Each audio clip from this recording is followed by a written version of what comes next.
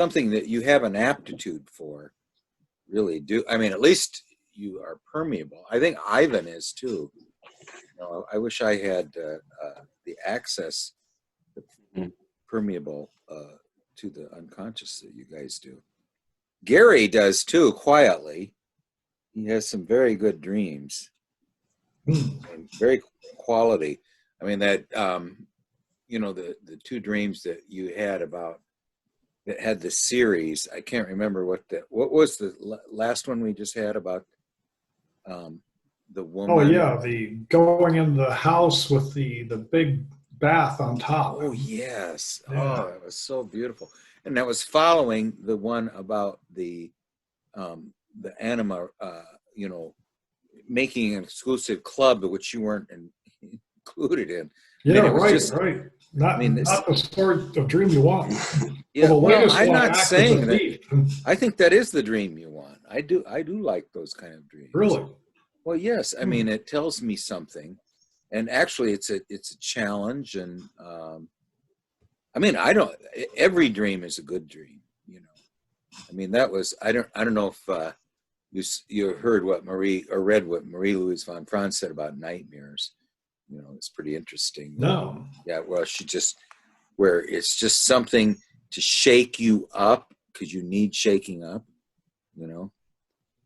It's a shock to the system, a shock to the psyche.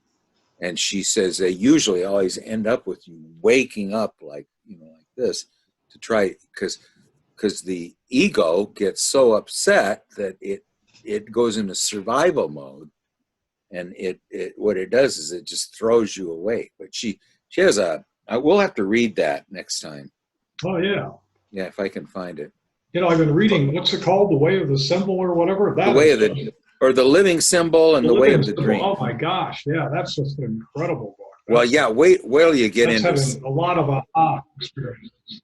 Yeah, when we get in the Dream series, it's because it's a very interesting case of what claustrophobia is. I mean, essentially, it's that you're in the womb. Now, let's contrast this with the puer aeternus. In claustrophobia, you're in the womb and you can't get out, and the womb is too small. And that's what part of it. But I mean, that's what they discuss. And in the case of the puer aeternus, all they've got is space. It's space everywhere. So they've got too much space, Oh yeah, the agoraphobia. Yeah. Yeah, and that was the agoraphobia would be this fear of going out. So claustrophobia is the fear of being in, and the claustrophobia is the fear of being out. So I mean that's the contrast to those two. Hey, Roy. Right. Hi, Roy. We're gonna discuss. We're just discussing the difference between claustrophobia and agoraphobia.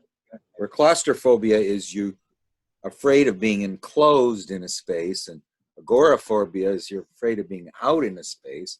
And this is what that woman in The Living Symbol that Gerhard Adler did. There's a whole, and it's a 5-year analysis, but what he's got there is 1 year of it. And there's a very interesting encounter she has with the void and the abyss, which haunts her for quite some time. Well, anyway, Charles, hi, Ivan. Charles had a dream that he told me earlier, I think yesterday, that I missed his email until this morning, that he wants to discuss. But so could you, if you don't mind, well, just start with Charles' dream. Go ahead. Yeah, and this is one of those dreams that, we were just speaking about a moment ago, that is more of a nightmarish kind of shock to the system. So I'll just go ahead here. Mm-hmm. Go ahead. So I was in a parking lot of what seemed to be like a public park at nighttime with my family. It was my father, my stepmother, and my cousin. and everything was fine. We were kind of just standing around the cars, and all of a sudden I noticed my cousin pulls out a gun and starts aiming it at someone further down the parking lot. Then I noticed that there are some kind of people kind of creeping around in the darkness with guns. Then next thing I know, I had a shotgun to my head. I'm giving the cash out of my wallet to this man. Then after I finish doing that, I'm very fidgety and desperate to find a way out of the situation. I'm really uncomfortable and quite scared, looking for a way to escape.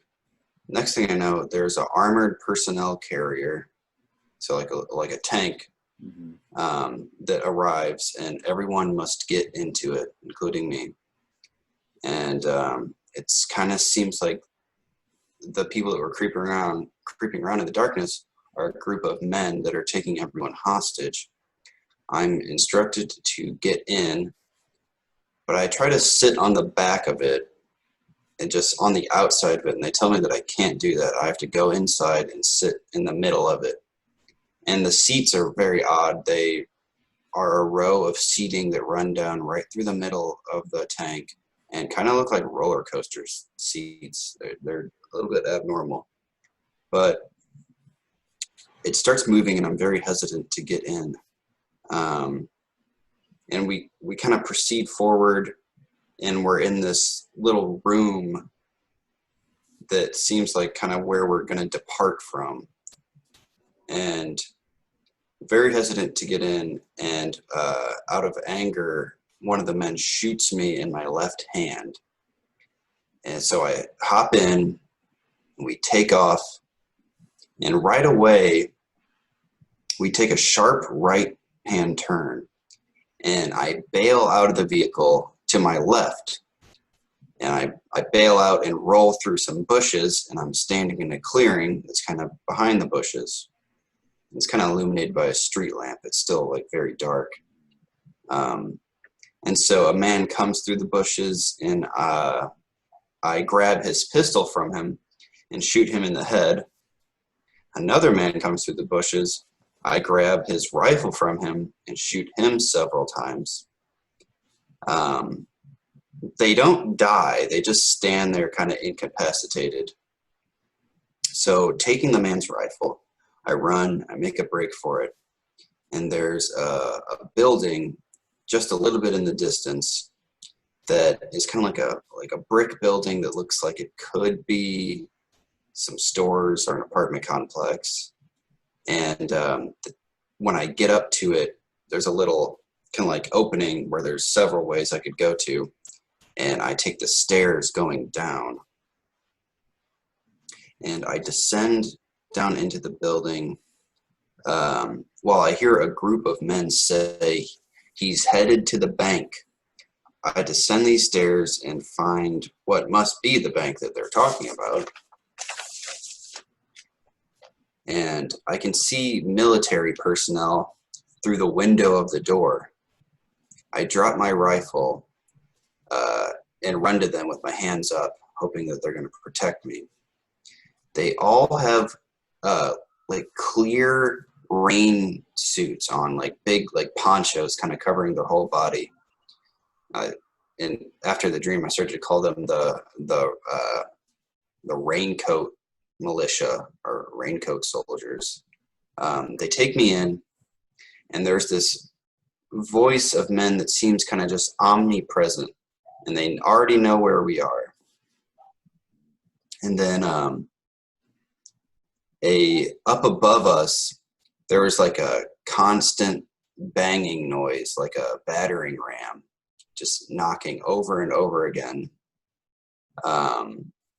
And I'm in total dread, and this also totally demoralizes these raincoat soldiers. We're just like, how on earth do they know where we are, and how are they getting to us? And the whole time in the dream, I'm very lucid and it's very vivid. And I'm just thinking to myself, this must be some sort of horrible dream. Like, that has to be a dream.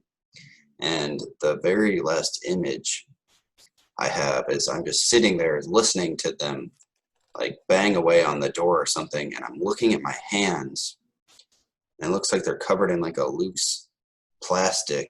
Like my whole body is covered in some protective rain gear. It's just this clear plastic, and I'm looking at my hands, and I'm bleeding from underneath my fingertips, and the dream ends.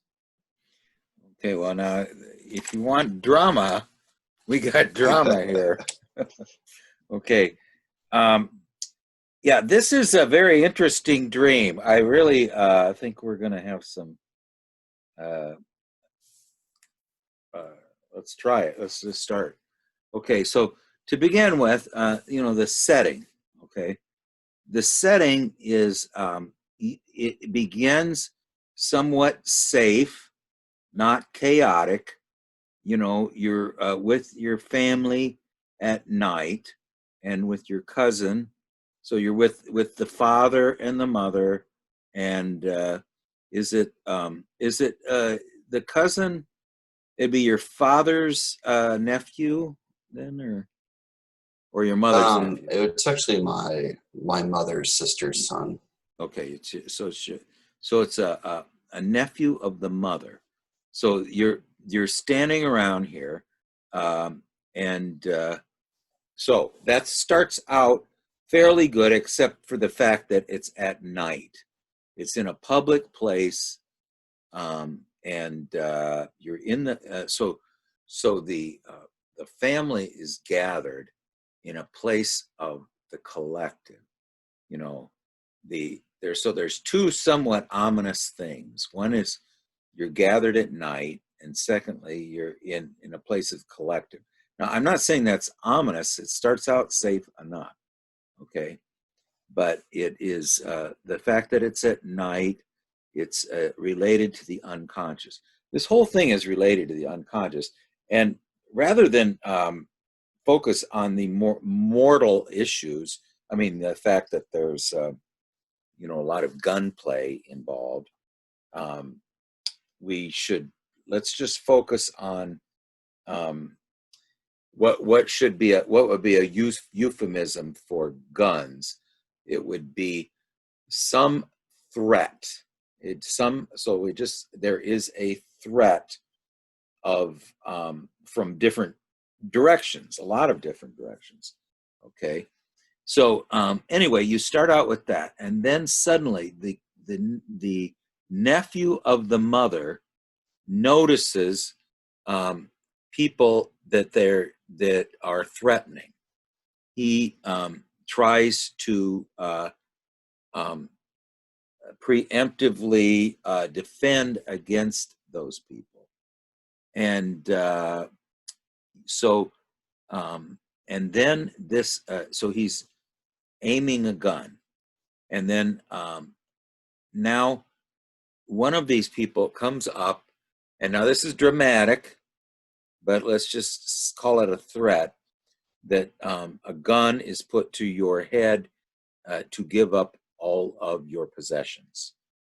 So at this point, there is a threat made that you need to. So the threat I'm saying is two things. One is that I think the main thing is that it's the psyche saying that it's demanding a response. I'm going to see if I can find that a little thing that Marie-Louise von Franz says about nightmares, because it's very good. But anyway, there's this threat. So what I'm thinking is the psyche is telling us. Here, let me just read what Marie-Louise von Franz says about nightmares, because I think it's pretty good. She says that they are substantial, vitally important dreams. So let's start out with that. They're substantial, vitally important dreams. They wake us up with a cry. They are the electroshock nature uses on us when nature wants to wake us up. The word nightmare, of course, comes from the word mare. The idea is that that there was an evil ghost in the form of a black horse was riding you in the night. And so you wake up with the cry, completely exhausted. The waking up point of the dream means the bang with which the unconscious says, now that's it. Now attend to this. And so the nightmare is really shock therapy. It wants to shock us out of a deep unconscious sleepiness about some dangerous situation. When we have nightmares, it means we are in a psychological upset of some sort and much too sleepy and unaware of it. Then we have a nightmare to wake us up. The nightmare has a characteristic of a certain urgency, as if the unconscious would say, look here, this problem is urgent. Okay. So anyway, at this point, we're going to let's just go through it and finish it here. You give up the cash, then you're looking. So let's just say that there was a threat issued to give up part of your persona, which would be your possessions. So the psyche or some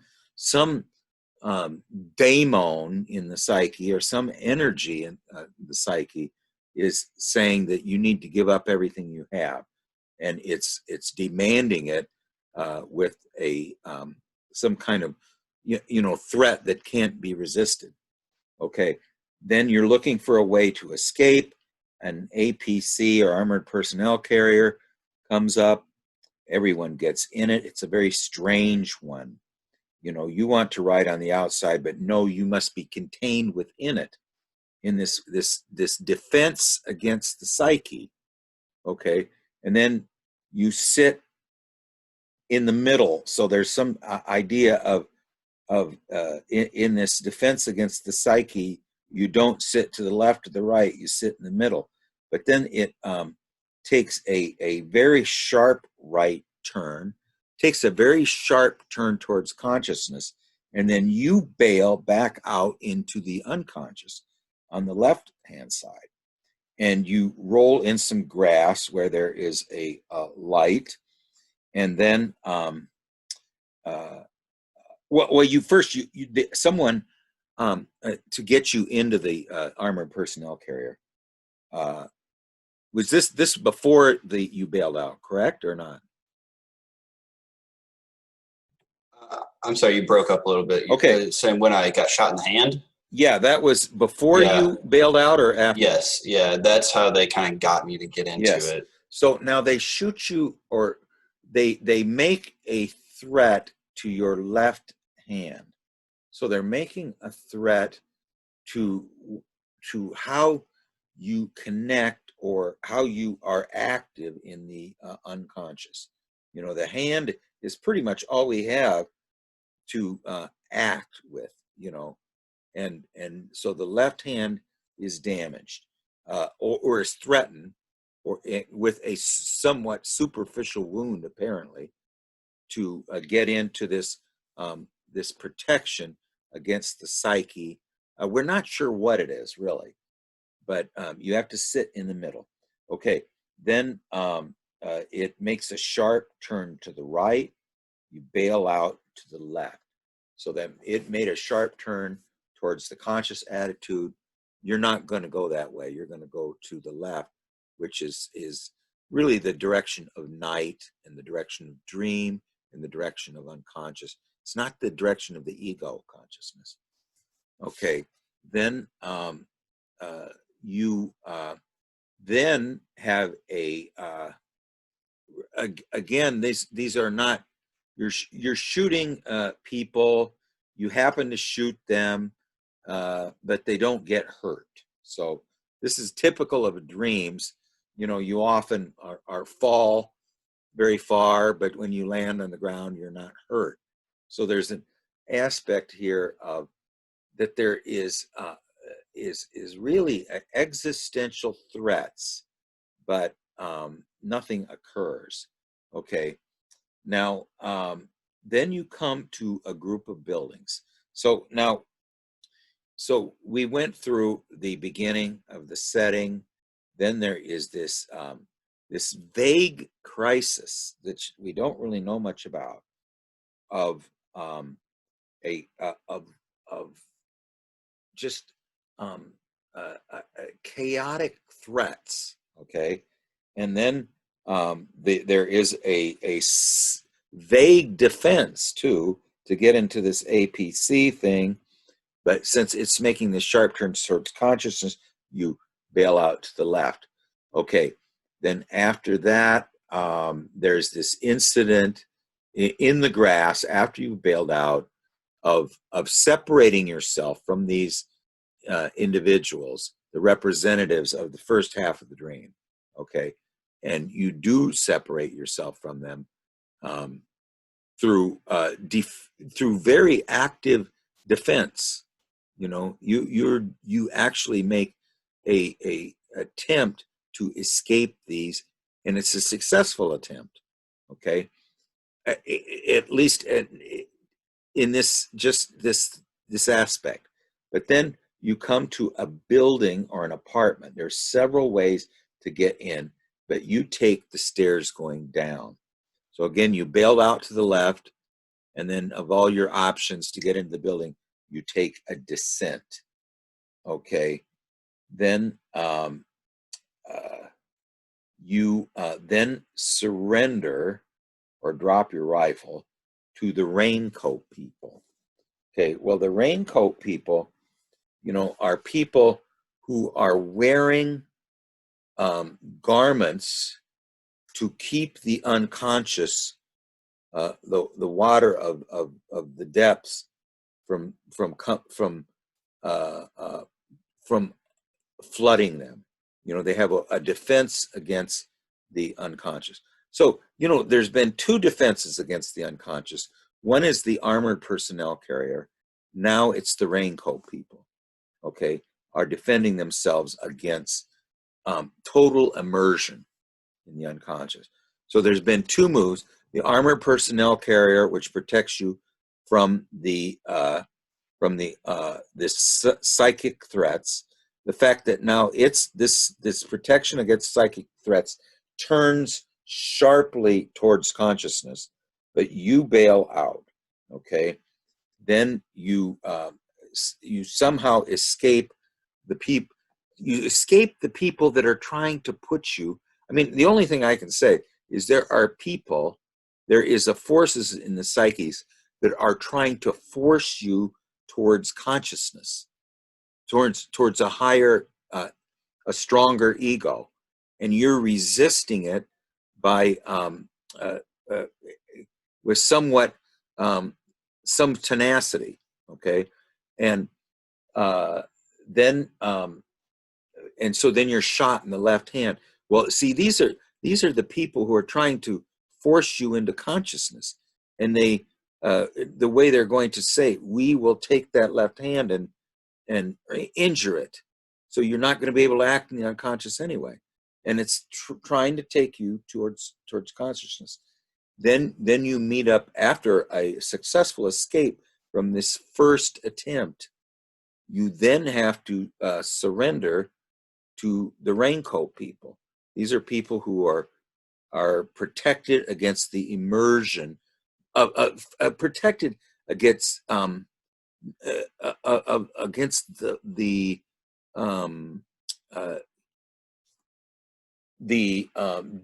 deluge. Okay, they're protected against the deluge of the unconscious with the raincoats.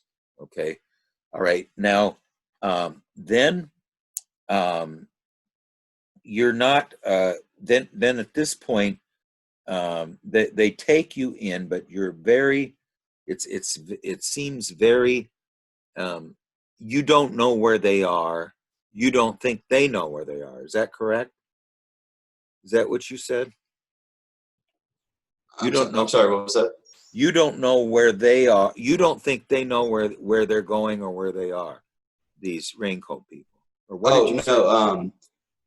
No, I mean they're just in this bank that I go to, and but the men that were trying to capture me somehow know where I am, and they know where the raincoat army is. Yeah. They seem to have this omnipresent quality to them, and they can cast their voice in like an omnipresent way. Mm-hmm. Did they say anything? Yeah, well, when I was running away from shooting those two men towards the building, I heard them in an omnipresent voice say, "He's running to the bank." And He's then when I running was to down there with the Raincoat Army, I don't know what they said in particular, but it was kind of like, they're down there, like we know where you are, like there's no escape type deal. Well, and the bank is representing a huge storehouse of psychic energy. Okay, it's a huge storehouse of psychic energy. You're running towards this huge storehouse of energy, stored up energy of the psyche, and this it's a very interesting uh, differentiation here between the raincoat people and the omnipresent people.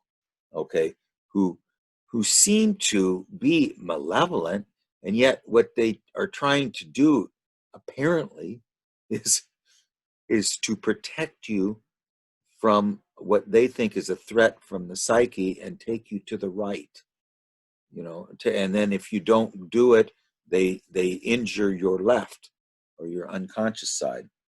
Okay, so then the raincoat people take you in. Then you hear a banging, and the banging is something is trying to either get in or get out, or there is um, some type of trying to burst through a gate. I mean, blessed is he who breaks past the gate. There's this idea of confinement and something trying to break out. Okay. Then can you once again just give the finish to the dream? Because I think I got it written a little funny here, but it's after Oh the yeah. banging. So after the banging started, I kind of just look around at the Raincoat Army people in a sense of dread, and we're just kind of like, how in the hell do they know where we are? Like how do we defend against this? They're gonna come get us. And I just Now, remember, who's going to come get you? The omnipresent people? yeah, the Yeah, people that were yeah, trying to take me hostage to yeah. begin with, we assume that they're up there trying to bang the door down or something, and that Hmm. we're just astonished. How do they know where we are? Hmm. And the last thing that happened was I was just sitting there looking at my hands, and apparently I had the clear plastic type of rain protection over my hands that they did, and underneath my fingernails were bleeding. Okay, now you have had clear plastic over your some parts of you before, haven't you? Didn't you have another dream where you were? Yeah. When I accidentally splashed the bucket of mercury on myself, Hmm. and I looked in the mirror, I had all the clear plastic on my hands and Hmm. forearms and my neck and everything.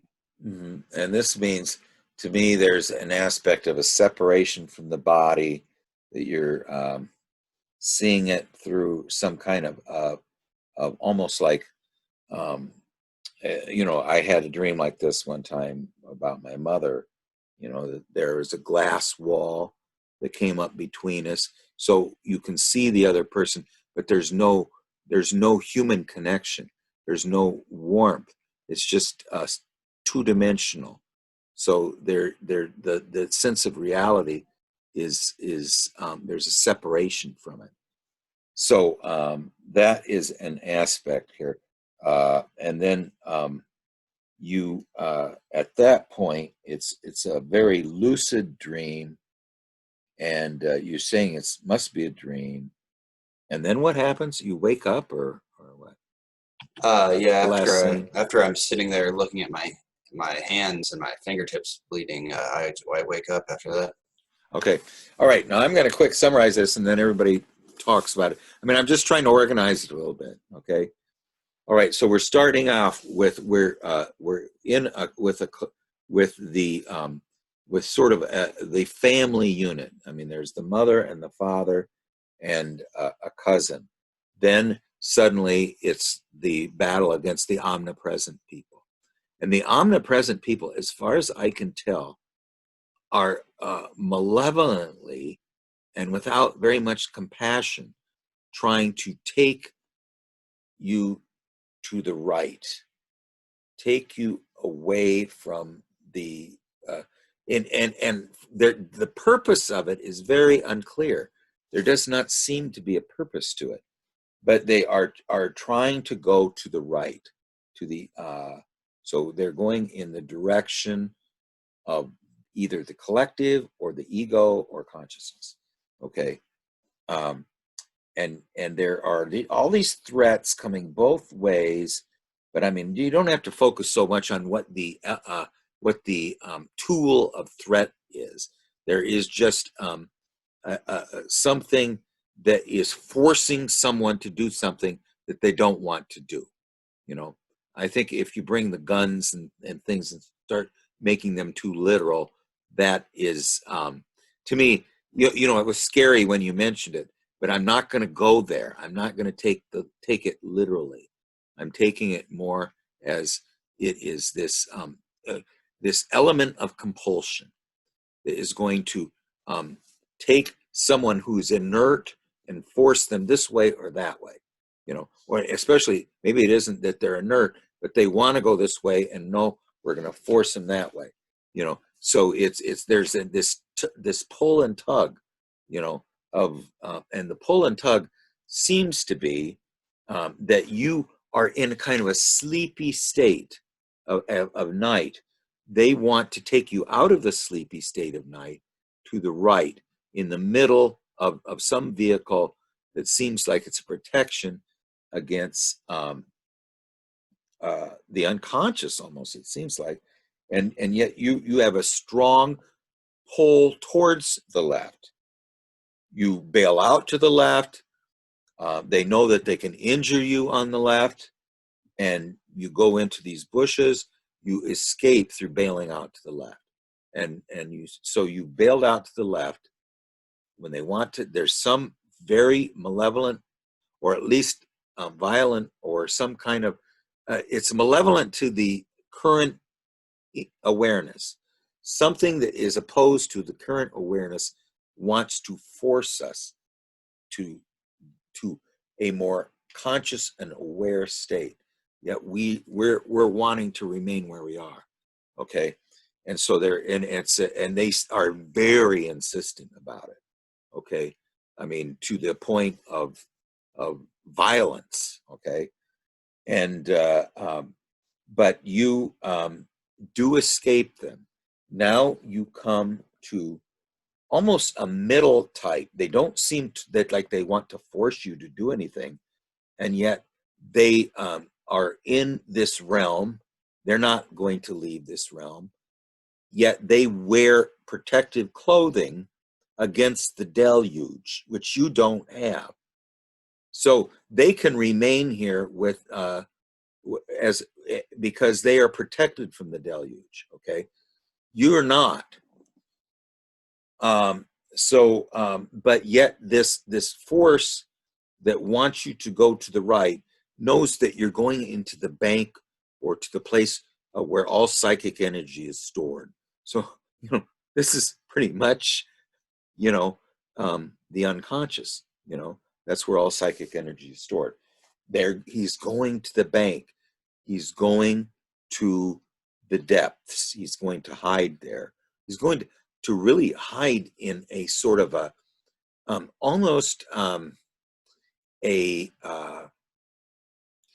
say like a state almost of a narcotic state, just a state of of poppies and some kind of a trance state that is almost hallucinatory, that it wants you to that's where the bank is somewhat, and then but the soldiers are protected against it with their protection against the deluge. But this force that wants to break in to this world of of somewhat of an isolated state, somewhat of a state that is controlled by a almost a siren song of I just remember Hillman mentioning this. Just let me see if I can quickly find the way he put it, because he put it very well. I just wanted to Yeah, go include ahead. one little note. I thought it was interesting in the dream that the Raincoat Army were all very uniform. They all had matching camouflage uniforms. They had the same exact type of rifle, while the other group were very ragtag. Everyone looked different. Mhm. Everyone had a different type of gun. I just thought it was an interesting factor.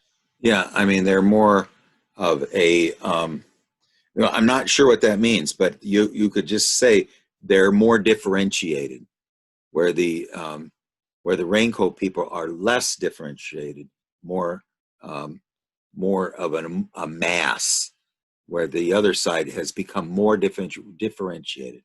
Well, here's what he said, and I'm just thinking of this, that each of us enacts Persephone in a soul, a maiden in a field of narcissi or poppies, lulled drowsy, and we're, that's sort of this describing the the state before we realize that we are not real, that the soul is real, and we need to get into the middle realm. Well, let's not discount the fact that this is an urgent message. Okay, I would say that, just to finish up the last part, the raincoat people are under siege as well because of the banging. The omnipresent voice knows where you are, and then suddenly you see that you have this clear plastic on it. So you are developing one of two things: either you're uh, before, I thought this was meant that you're separated from your body, and you look at it two-dimensional. But if it's similar to the raincoat people, I mean, you're protected against the deluge. So I'm just going to sum it up one more time, just for my own thing.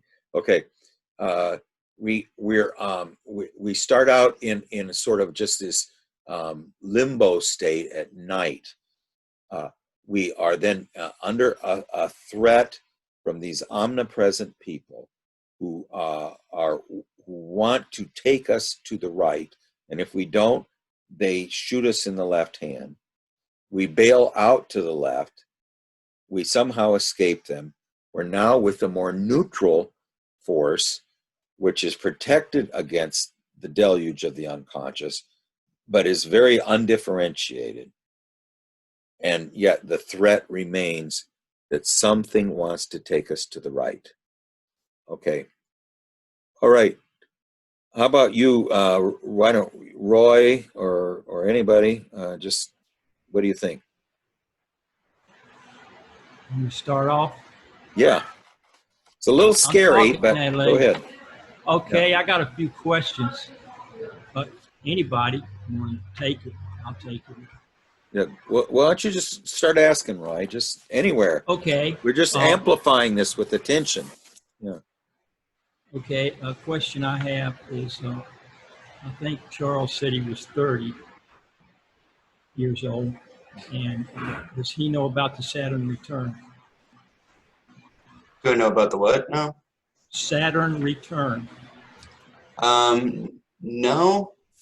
Okay. I don't believe I do. First, I'm going to tell you a little about the Saturn return. If you study astrology, the most important thing in astrology is the Saturn return. Saturn takes 30 years, almost 28 years, to go all the way around the zodiac. So you were born with Saturn in one astrological sign. 28 years later, it returns to that sign. That's why it's called Saturn return. And you'll have at least two of them in a lifetime. So you're in the middle of your first Saturn return. Now when you're in a Saturn return, you're forced to undergo a lot of change in your life. You get married, you have a kid, you relocate, big things like this.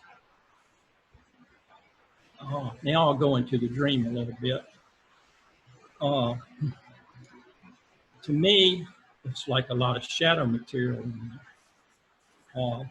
the guy with the shotgun, he takes your wallet, which is very personal and very valuable. So the shadow can really strike you where it hurts. And that was one of the omnipresent people, I assume, which are the more powerful group. Now I look at the armored personal carrier as the status quo. We want to get you in there with the status quo because you're under attack by them too. But you don't want to go in there. You want to stay outside of that.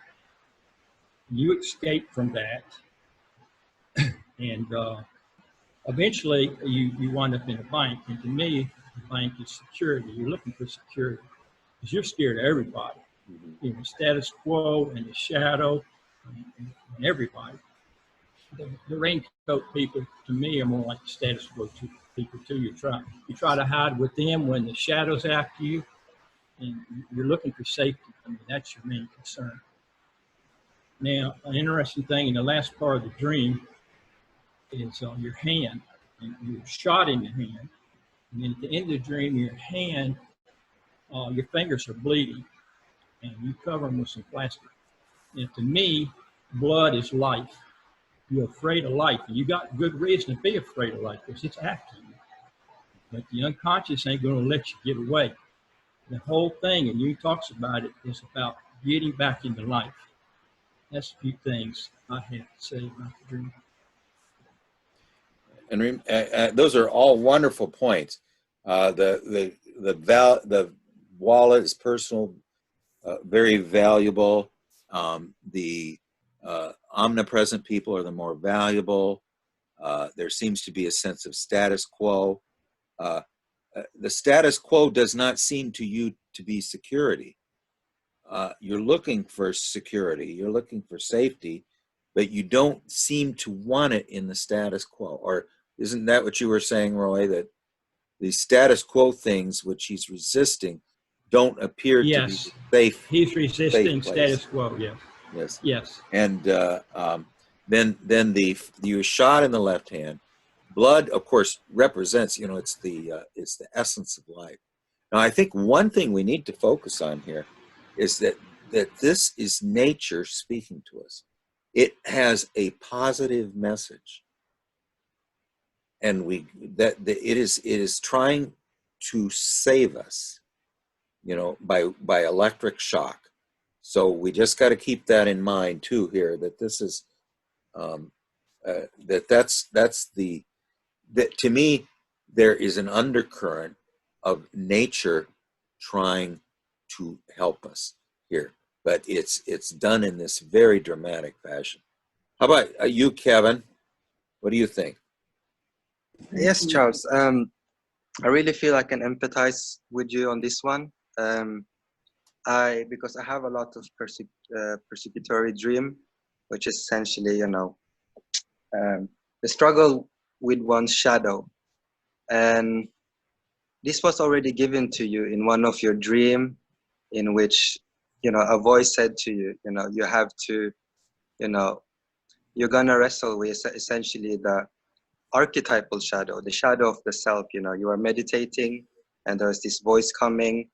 And so your living myth was already expressed, or it's always expressed, but we can have several myths at the same time, the different planetary influences at the same time.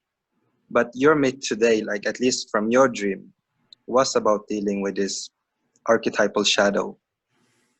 And so the question is like, how should you go on about it, and how, and so on. And I think your reaction in a dream is warranted. You are fleeing archetypal shadow.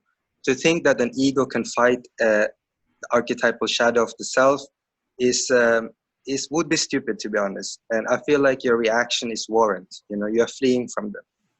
And this is a good example of this. I don't know if you've seen movie Matrix. In the movie Matrix, they shoot Neo, and Neo falls down and dies.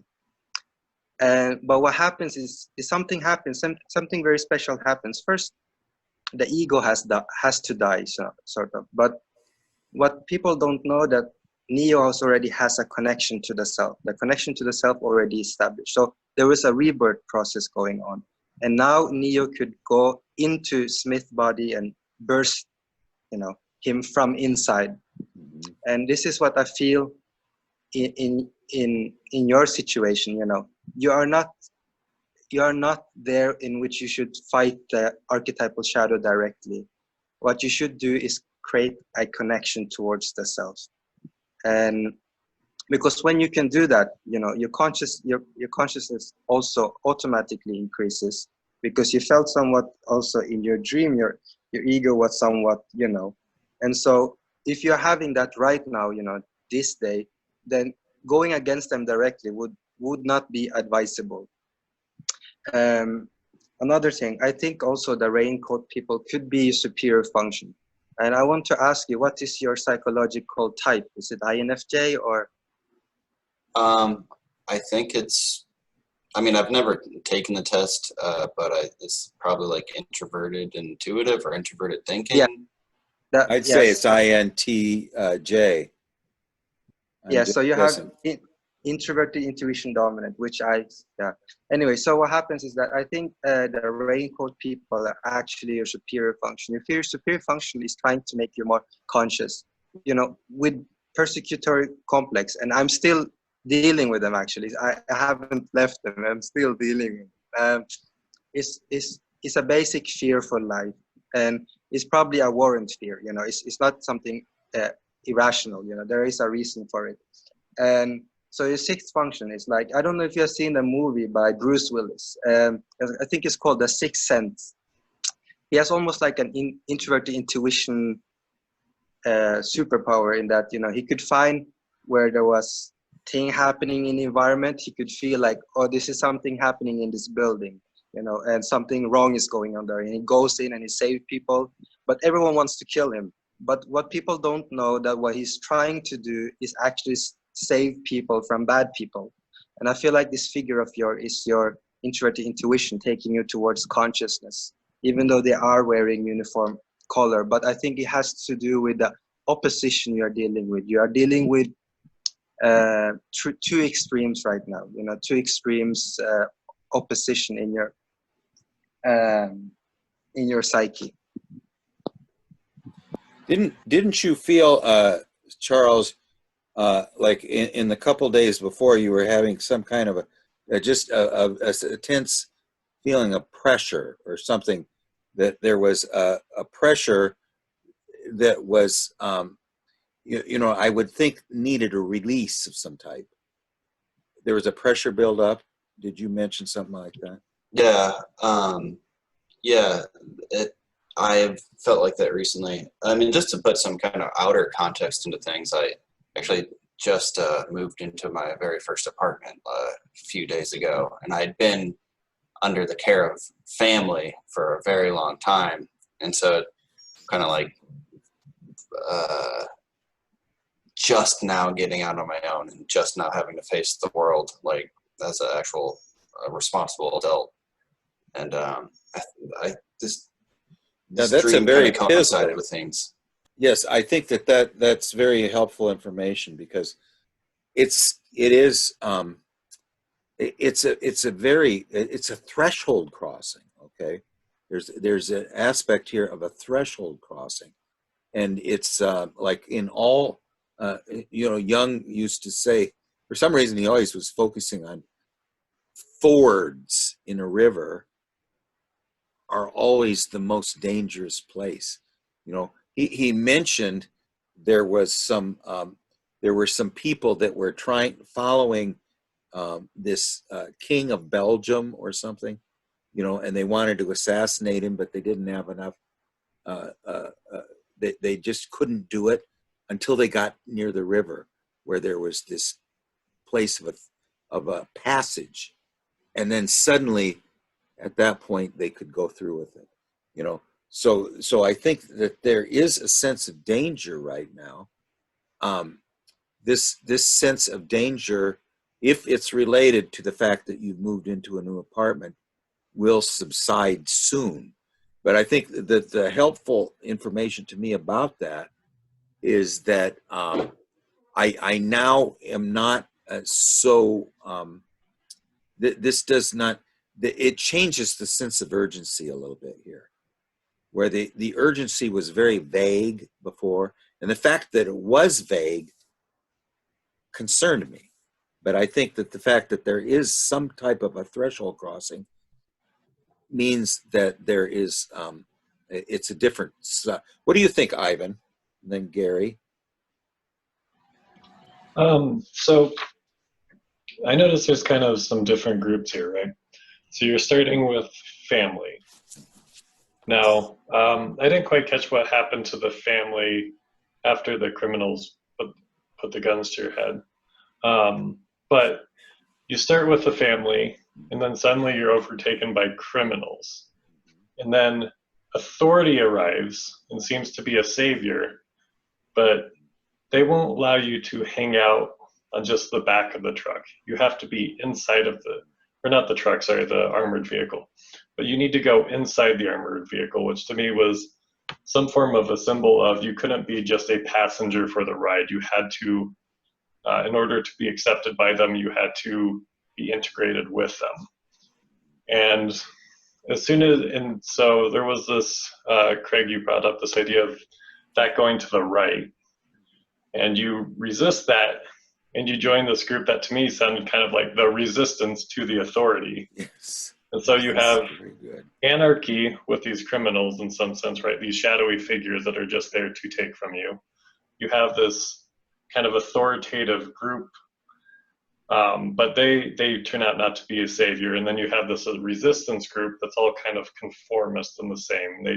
They seem to be protecting something important and key to you that's underground, that has to do with your unconscious. The bank, right, where everything valuable is stored. And yet there's this feeling that they're not strong enough, that they will eventually be overcome. They're trapped and they will not be able to fight off this call to authority. Just one, that was very good. It is very good. But one clarification: the people that show up in the APC and that want me to get in, they're actually of the same group of the people that were trying to rob me. They were just like the officers or whatever it seemed to be of the kind of robbers. So the first people that your cousin are firing at are also the same people that are trying to get you in the APC. Correct. Yeah, but they just seem to be higher up on the organization. But I think is a point. Ivan's point is still valid, that these represent a more collective or accepted type of authority, because they want to take you to the right. I mean, Ivan added a bunch of points here that I missed completely, and that is that this group it seems to be a more collective authority.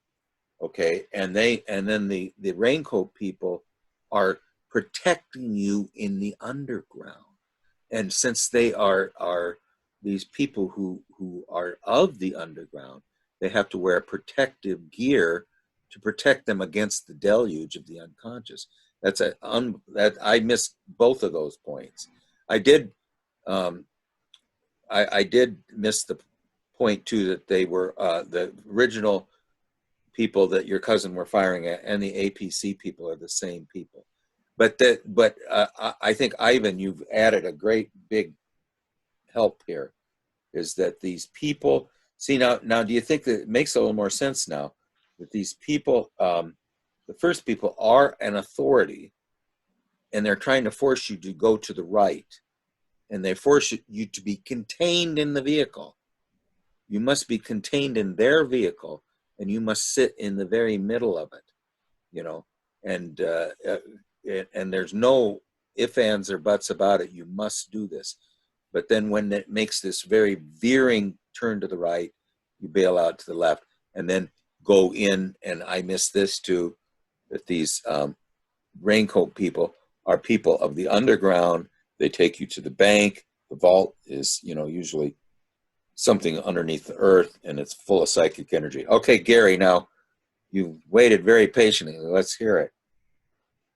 Yeah, I'm going to look at this from a very high level. So, I mean, the dream is all shadow, and the the hands really strike me in this because that's where the injury really occurs. So so first you're injured in the left hand, and so if you're injured in the hand, then you can't come to a grip with something. It's like your ability to grip something, to come to grips is really impeded.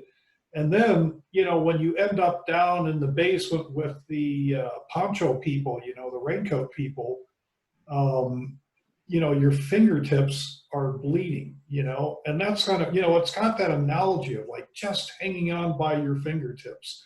So, you found someone that you're kind of aligned with, but you're just hanging on with your fingertips. And not only that, there is the knock of doom.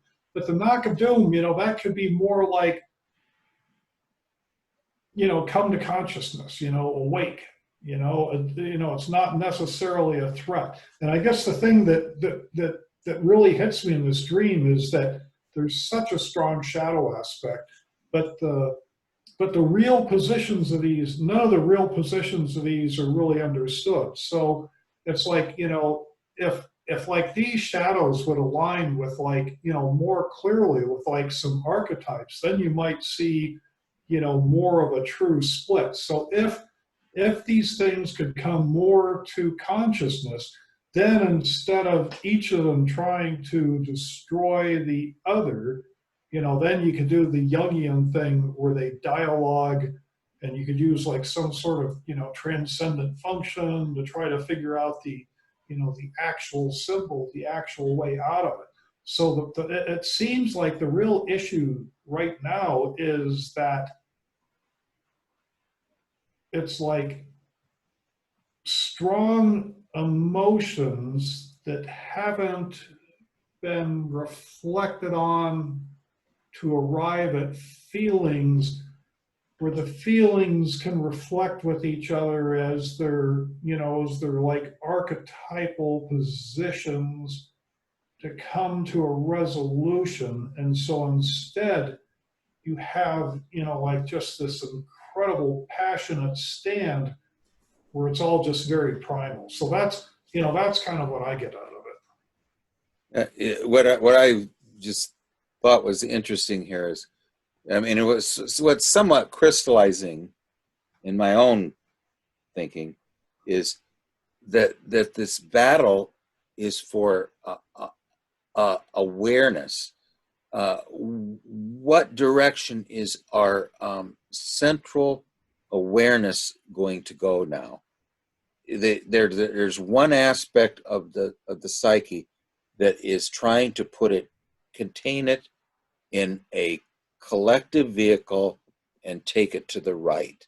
And that would be towards the outer world, towards outer world consciousness. And yet these figures do seem to have a deep shadow aspect, yet I would say it's a dark aspect, let's put it that way.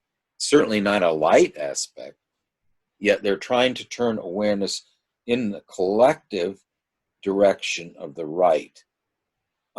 You are resisting it because you seem to find the safety in the left-hand side, which you bail out.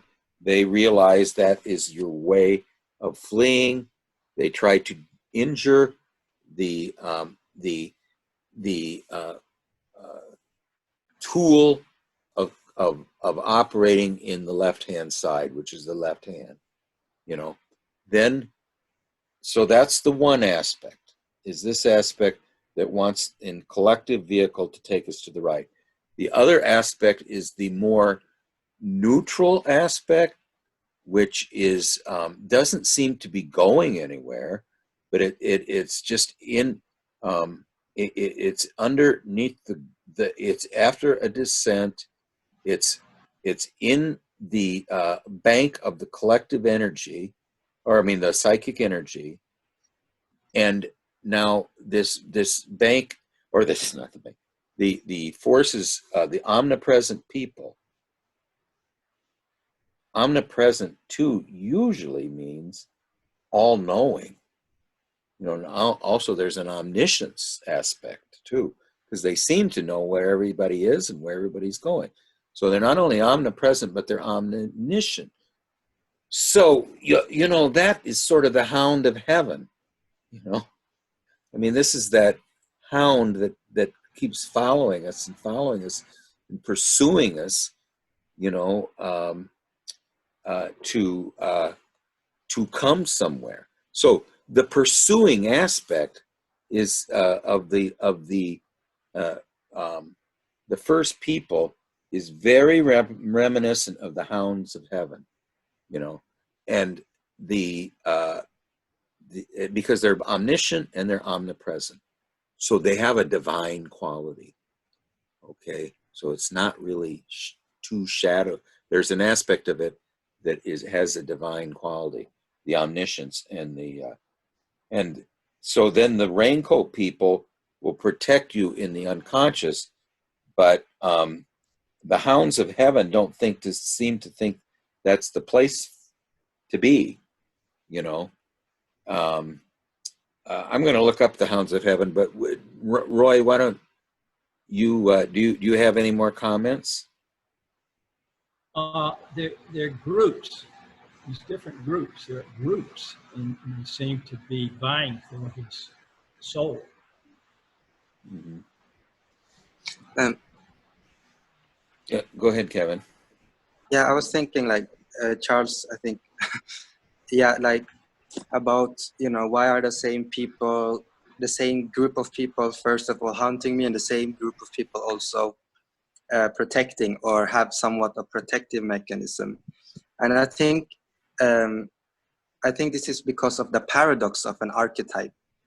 An archetype, whether the great mother and so on, you know, they are the one that, you know, pulls you towards inertia, towards unconscious. But like Maria Louise von France also says, they secretly want you to individuate.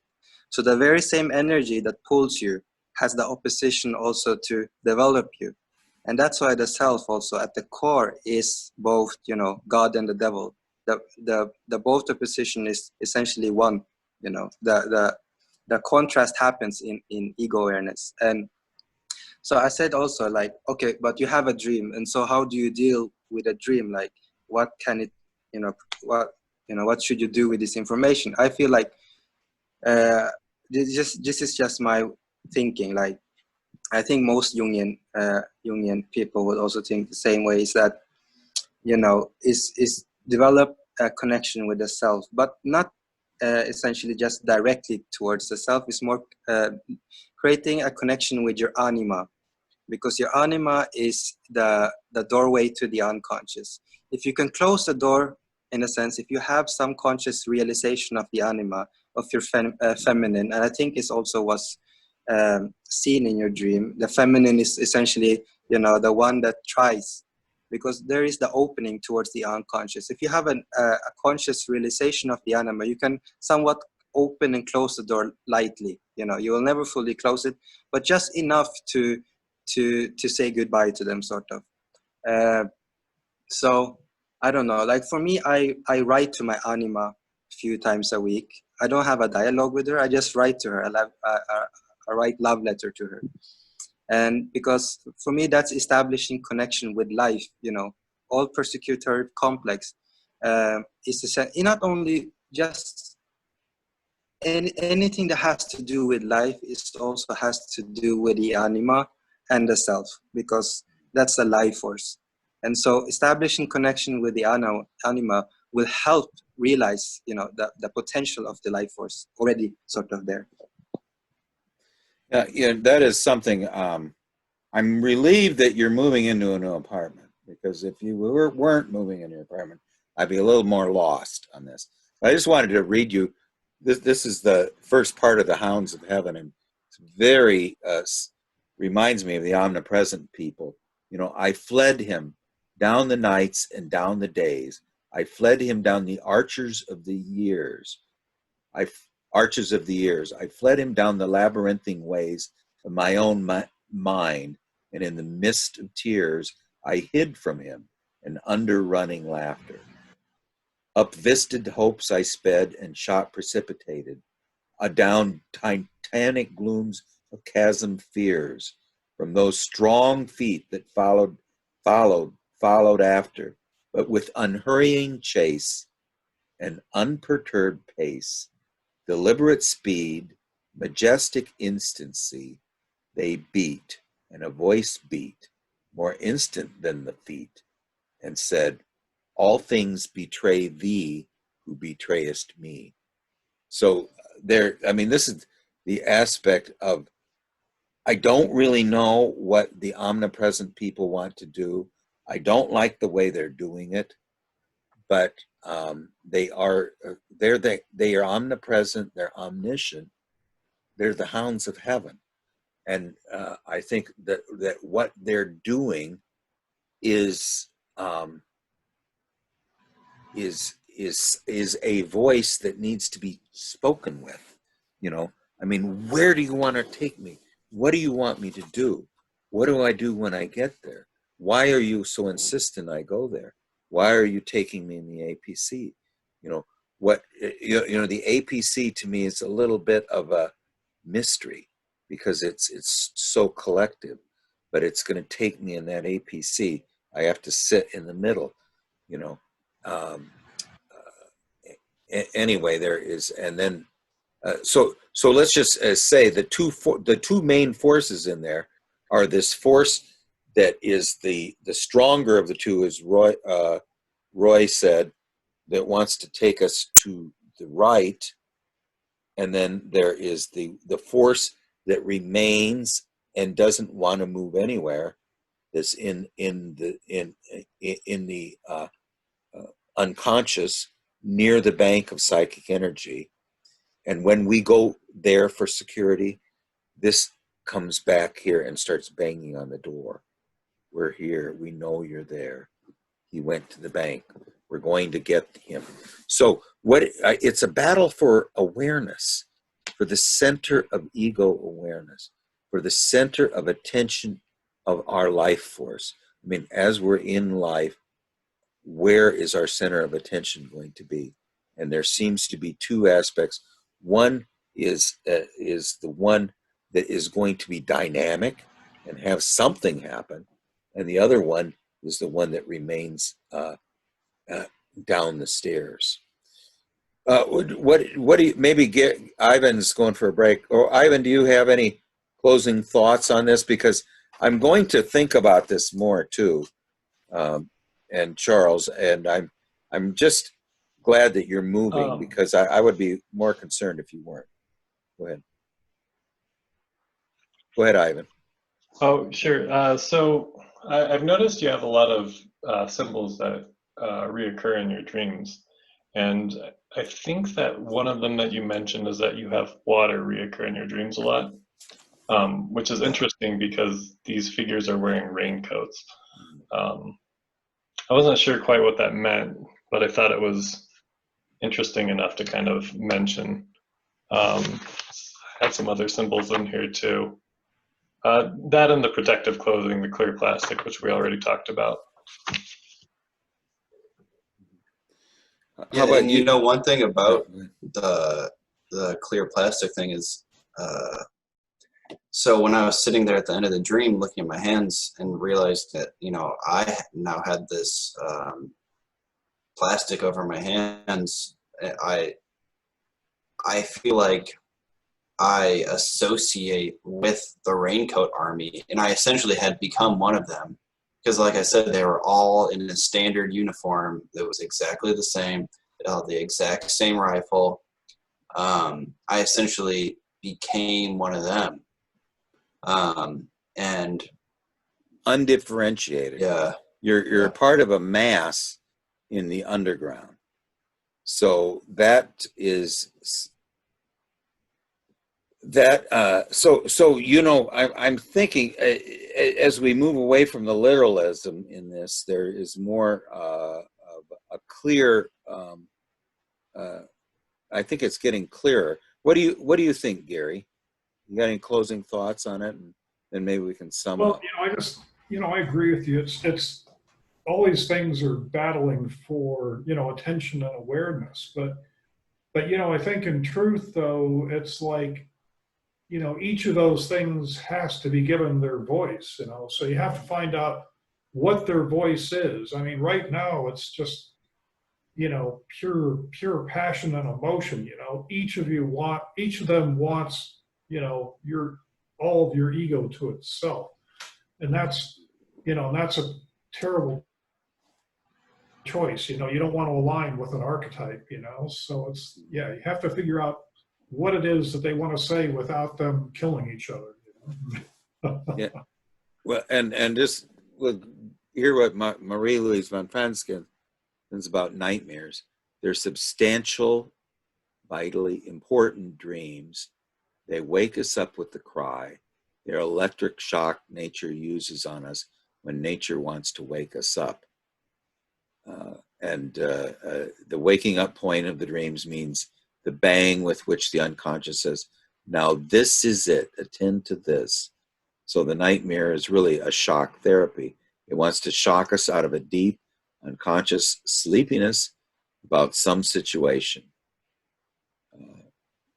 It means that we're in some psychological situation where we're much too sleepy and we're unaware that we're too sleepy.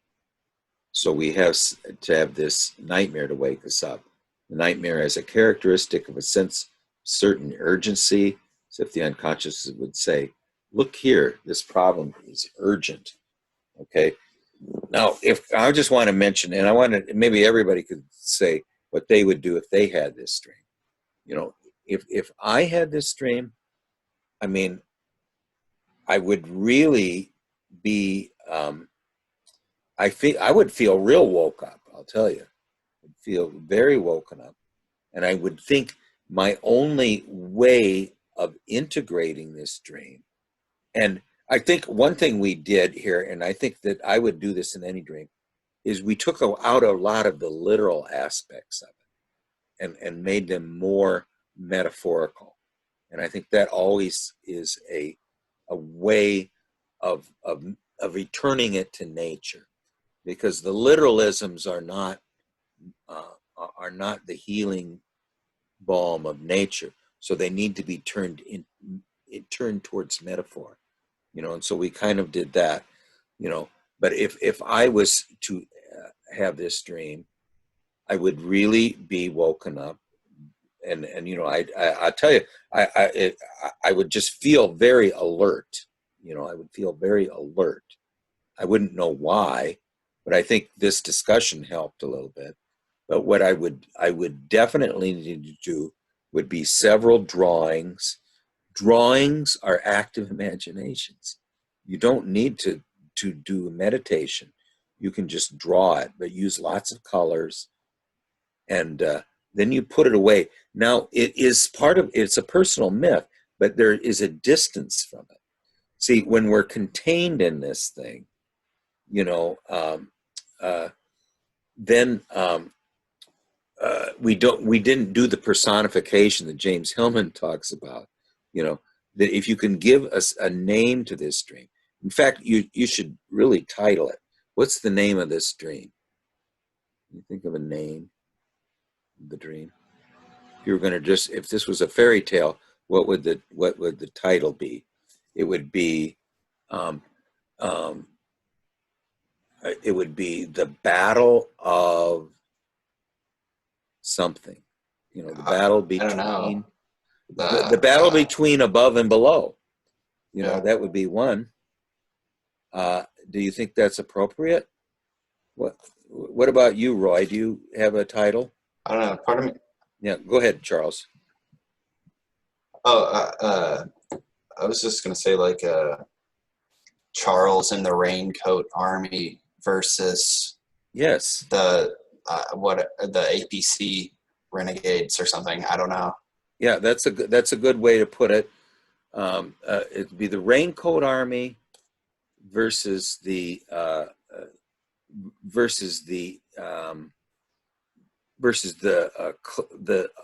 people of the collective vehicle. The And Raincoat Army. one thing I want to say is, in this dream, I dragged the Raincoat Army into it. They did Yes, you did. the first group. They didn't Surrendered They to didn't 'em. want anything to do with them. They didn't. They weren't going after the Raincoat Army. And I think even when I was down in the bank, they didn't want anyone but me. They weren't concerned with the Raincoat people at all. I just find it interesting that whatever this group represents that wants me, they're not taking no for an answer. They don't care where I am, what I do. It's coming to apparently take me away from my family, so to speak, and deliver me somewhere by force. Yeah, and it is,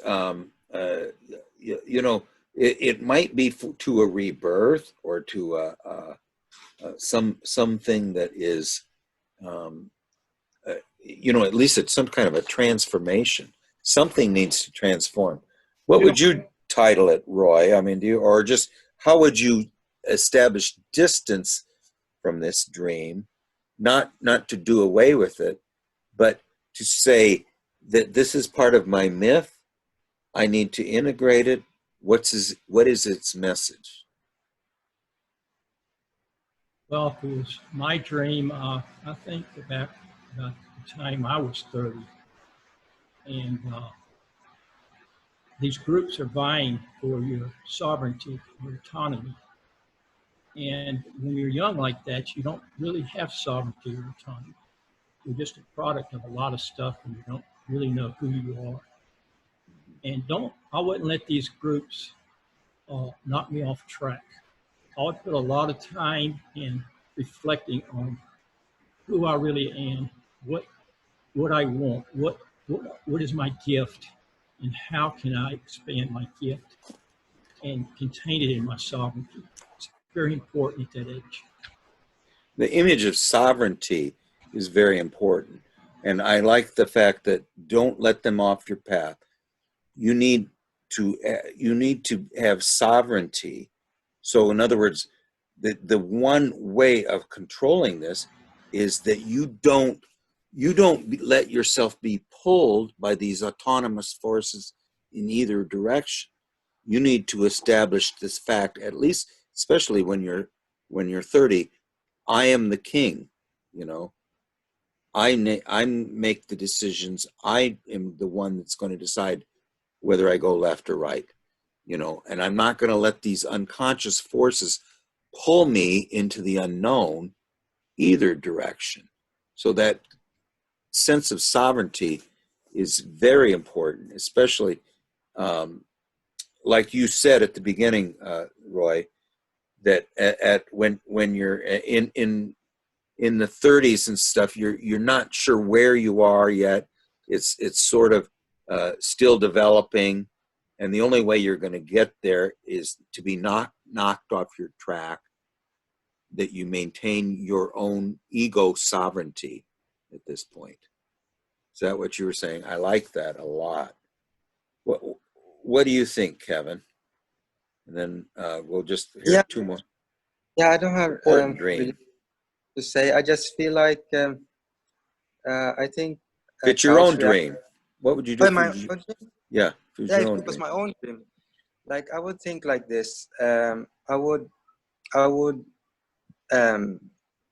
connect with my anima, and the reason I say that, most people perhaps would think connect with your conscious awareness, your conscious discriminatory function, so it doesn't go fully inertia in a sense. But I think it's at the core level of everything, whether neurosis or whatever problem, most problem. And I think this is a very Jungian thought. It's one's relation towards the self, because the self is the central organizing principle, and the self is what creates meaning, and within the self creates also identity. The self is both individual and it's also collective. And so the question is, how can you connect with the self? And that would be to establish ego self-access, and you do that through developing your anima. And because once you develop a connection with the anima, you develop a connection with life, and life itself will will give growth to consciousness, whether it's superior, auxiliary, it doesn't matter. It will come automatically. You know, you have to water the seed. So like what I'm doing now, because I'm also struggling with persecutor complex, along with many complexes. But what I do now is I write love letter to my animal.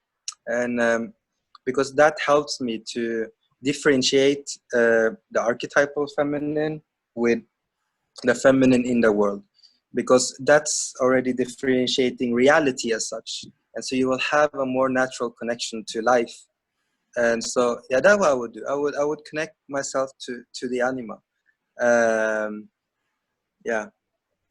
Well, you know, if this was a fairy tale, what Marie Louise von Franz would be horrified by, where is the feminine? There was one female raincoat soldier. One female raincoat. Yeah, that was the closest raincoat soldier that I sat next to, sat across from her. We looked at each other when the knocking started with total distress. Because I think that the way of the feminine is the way of depotentiating these forces. I think all of these threatening forces could be depotentiated by the feminine. The feminine will soften things. These things are also stark, also harsh, also uncompromising, also logos oriented, seem merciless. You know, the feminine aspect softens this. You know, so we need to ask. I would say again, this is a very. If it was my own dream, I would want to know what the Great Mother thinks of this dream. I would go to the eternal feminine, and I would want to know, where were you in this dream? Why were you absent in this dream? I mean, it's the one thing to have yeah, I think you saw a glimpse of that, and see, the mother was in the beginning in the parking lot. Then there was one female raincoat soldier. But I think that there's other than that this is a dream that is totally in the thinking function. I mean, there's a lack of feeling in it. There's a lack of eros in it. So one of the cures of to lift the curse or cure the enchantment is the feeling function and eros, you know, which both appear to be missing. What do you think, Ivan? If it was your own dream, what would you do? If it was my own dream, what would I do? I'd draw it. That's what I usually do with my dreams. I think, yeah, that's a very important. The only thing that the drawing is a nonverbal active imagination. So when you're drawing it, you're doing just what we're doing, you know, talking about it. We're amplifying it. We're bringing it out. We're making it more real. We're making it less literal. You know, we're bringing it more into the heart from the thinking function, you know, and trying to integrate it with a sense of nature. I mean, this is the whole idea of amplification, you know. How about you, Gary? You had this dream. You just had it. You woke up. What are you going to do now? Well, you know, I like what Kevin said. And actually, Kevin, I got to say, you know, get ready to do a presentation in the other group about how to, you know, for the personal exercise about how to write love letters to the animal. Really, Yeah, so, read you know, one. think about a couple of nights out. You'll be presenting, you know. But on this dream, you know, it's what I would do is, you know, I would do automatic writing, but not describing it, but the emotions, and I would do it as poetry, because it's, you know, I think that's easier to achieve than you know, than maybe talking to the great mother and stuff. Because if you It's automatic feeling function. If you're yeah, writing in poetry. that's what I would do with Yeah. it. And you might have to take several stabs at it, you know, because you might look at it and then like, oh yeah, then you might want to, you know, amplify part of it. Yeah, if you write it if you write in verse, you're automatically adding the feeling function to it. There's a healing aspect to the lyrical and to the sense of song and the sense of this muse. I mean, I just love, you know, I keep re-quoting this, but that we took a wrong turn when we started to write history in prose instead of poetry, because then suddenly it became all dry facts, dry history, logos, and again, the lack in this dream of what I think is it's very, there's a lot of literalism in it. There's not much feeling function, and there's not much eros. In fact, it's almost devoid of that.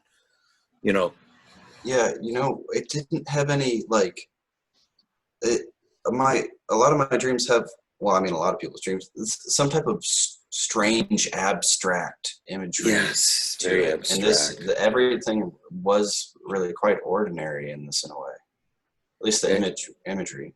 Very ordinary. literal, Yeah. literal. I mean, whenever you see guns or you see shooting or you see anything, this is just all very literal, you know. So it's very what the literalism means.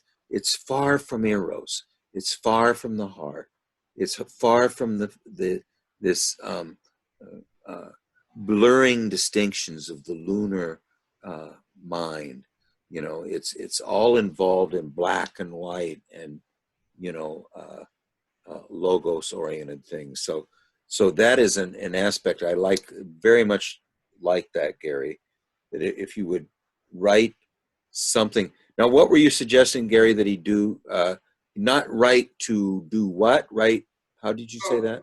You know what you want the feeling function in this. So, you know, do it as automatic writing. Don't worry about it's terrible poetry, but write it as emotions. And don't worry about describing any of the exact sequences and stuff. You know, instead you kind of want to respond to this as a whole. And then as it goes along, you might respond to parts, but don't try to do it in any sort of linear fashion. You know, you're trying to like unconsciously get at the feelings and stuff that are behind this. So don't be thinking when you're doing this, you know, just No. automatic writing. Automatic writing poetry should be terrible if you're, you know, if you're doing it right. Yeah, and like Jeffrey Raff said, just do 20 minutes. Doesn't have to be excruciating, you know. But and I think that the thing that needs to be brought into this, first of all, I like what Roy said, that at 30 years old we need to not be knocked off track. We've got unconscious forces, one pulling us this way, one sort of that we just go hide in, you know. Well, as you said, you didn't ask them to be involved, and all they want is you. So this aspect that's trying to pull you over here, I don't know that that's not the bad direction. You know, there's a thing that if you would turn, this is if an animal is chasing you, say, and if you turn to this animal and ask, "What do you want?"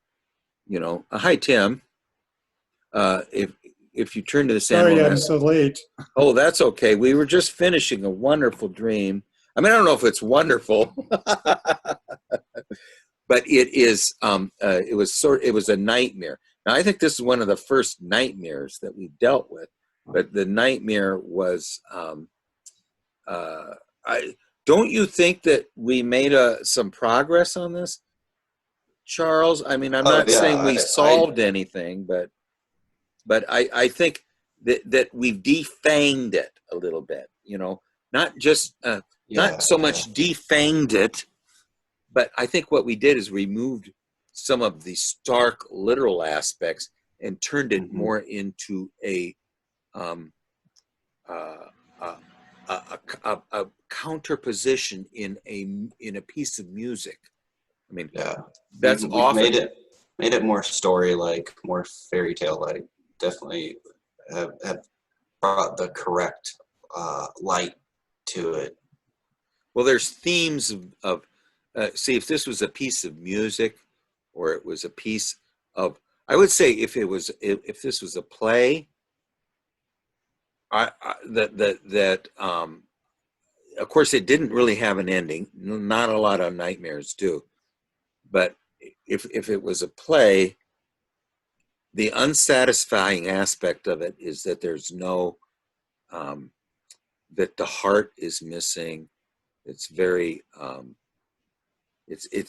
it has a barren aspect to it. I think the one aspect of it that isn't barren to me is the raincoat people wearing raincoats to protect themselves against the deluge. I think then, but on the other hand, they're all the same, and there's no differentiation there, you know. But the aspect of that there is a rain or a deluge is very clearing. You know, I know that when Young shoots Siegfried in the Red Book and kills him, suddenly there's a big rainstorm, and he knew that this would wash away all the guilt, and that he could escape, you know, from that. But anyway, it's a. I think again that this is something that needs some healing work. If you're just going to leave it sit and nothing happen, it's it makes my heart ache. Okay, so I think that what I need to do is to work with it in a compassionate attitude. I think now the fact that you just moved into a new apartment too, that was a comfort to me to hear, because I think that this dream is somewhat of a response to that, and I think that the pressure you felt the couple days before also had to do with this new adventure of moving out on your own. Do you think? Well, You know, yeah, yeah, because one kind of theme that I get is like it's a very or else type thing. Like you're coming with us or else. Mm-hmm. Like there's like you're doing this, you're going in this direction, or else there are dire consequences. I think like the idea of it being so consequential, like and possibly dire, like if I don't make the right decision or whatever. But one thing that I want to do is try to have active imagination to go back to the group and be like, look, all right, I'll get in your APC with you. I won't bail out to the left this time. I'll let you take me to where talk you're on their own terms. But But I'll go with you guys. Just make sure not to shoot me again.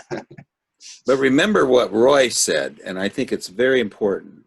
Roy said that at when we're 30 years old, we need to we don't really know where we are, but we need to maintain our ego sovereignty. Roy, do you want to repeat that, what you said, because I thought it was so good? Maybe we can then Tim, you can finish. Basically, it's a lot of groups vying for his sovereignty. And that's what happened to me when I was 30. I can just sort of assume he's probably feeling some of that. And that's very important. It's like the egg with the God in it that you're hatching. You know, your sovereignty is. You know, pay attention to this egg. You know, your gifts or your daemons in there. You're going to hatch this thing, and it's going to take a lot of willpower from you. It's going to take a lot of clarity from you, a lot of reflection from you. You know, to hatch this thing that's yours, your daemon. It's very important.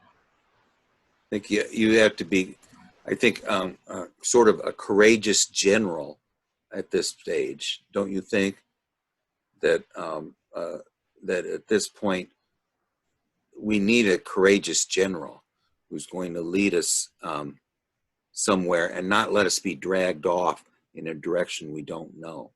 You know, Tim, did you have any closing comments? We just spent most of the time on Charles' dream. I'm sorry, but it was a pretty vital dream. But anyway, Well, I'm sorry I missed it. It Yeah. sounds fascinating. well, did you have anything that you wanted to talk about, just personally, or Oh, I broke a rib yesterday. you broke a rib? How'd you do that? Oh, it tumbled off my bicycle. Ugh. So Okay, well, you don't look. You're at least from the shoulders up. You look okay. yeah, I'm grumpy though, so Okay. don't provoke me. All right.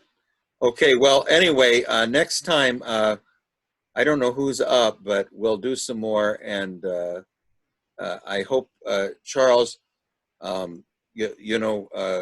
don't. I know this dream was a little bit upsetting, but I think I like Roy's advice. I like Gary's advice, and Ivan and Kevin advice. Is Kevin on. I think that I don't know how important the feminine is in your inner work, but for me, I don't deal with anything else right now. I mean, it's really is important, but anyway. And Ivan, what was your? I forget, what would you do if this was your dream, Ivan? Oh, I don't have great advice. I usually draw my dreams. I You draw just anyway. draw. Oh, I think that you can draw your way out of any problem. Is that right, Tim? Or not? Yeah, I think so. I mean, the drawing, just like music, is sort of instant access to the inner world. And if you can let go of all your expectations, it's a really marvelous kind of avenue. Well, you teach this. What is the course you teach in drawing? Well, I teach figure drawing. Yeah. And, But I thought there was some aspect that was not just figure drawing, or it was some Well, therapy to aspect. right. The latest iteration of that is figure drawing as alchemy. Yeah. So trying to bring the opposites together, talking about exactly what you're talking about, that the model becomes like the inner figure you're having a dialogue with. And so you're Yeah. drawing the relationship and not the object.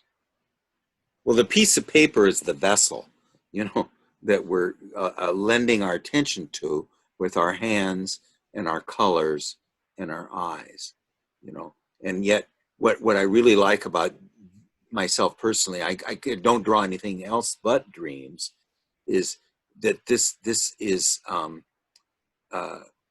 afterwards it's just completely numinous to me, And I noticed that as my note, I wrote back on this. I wrote on the back of one of my drawings. I shouldn't have done that, but it was the one where I go to a graveyard, and every graveyard has a red book in front of it, And when you open it up, all it is just pictures of flowers and trees, So anyway, we're gonna hopefully get an Ivan and a Gary and a Kevin and a Tim and a Roy dream next time. Roy, you need to bring a real dream too, because you got good dreams.